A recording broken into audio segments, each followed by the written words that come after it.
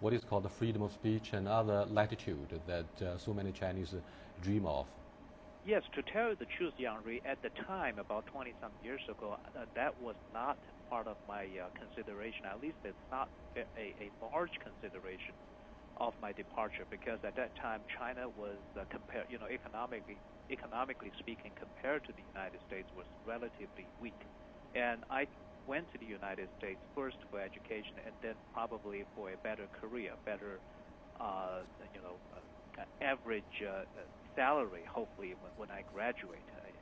Now, data from the U.S. Immigration Office shows that in 2011, about 3/4 of those applying for EB-5 investment immigration program were Chinese, and China topped the list with nearly 3,000 applications and 934 approvals under the EB-5 program, which is also known as the Green Card for Money program, while in 2007, only 270 Chinese people applied, with 161 approved. How do you see the drastic growth in the number of Chinese applications and U.S. government approval?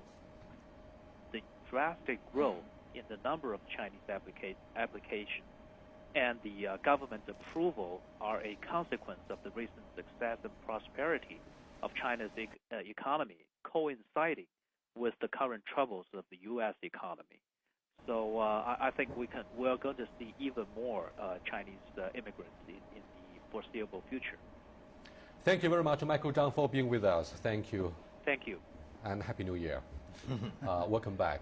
Edward, does immigration necessarily mean that you have to relocate your wealth from China to the new host country at the same time? You know, not necessarily. I mean, when Michael Zhang was talking about, and I was talking earlier about the EB-5, I mean, you have to put $1 million at risk in some program that is qualified by the United States government or is approved eventually by the United States regulatory authorities. But you don't have to move all of your wealth. And so that, and I really, I actually disagree with the idea that emigrating or going abroad is unpatriotic for Chinese, at least from my viewpoint. I think it's a tremendous thing. I mean, wherever there's people, there's Chinese. I mean, there's no question about that.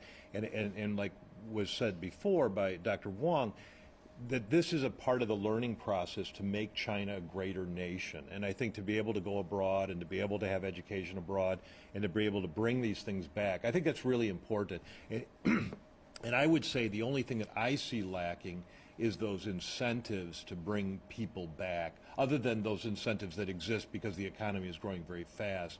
But there hasn't been a government plan and outline. I've seen it in a number of cases. Actually, when I was looking at the Shenzhen newspaper recently, Dr. Jeffrey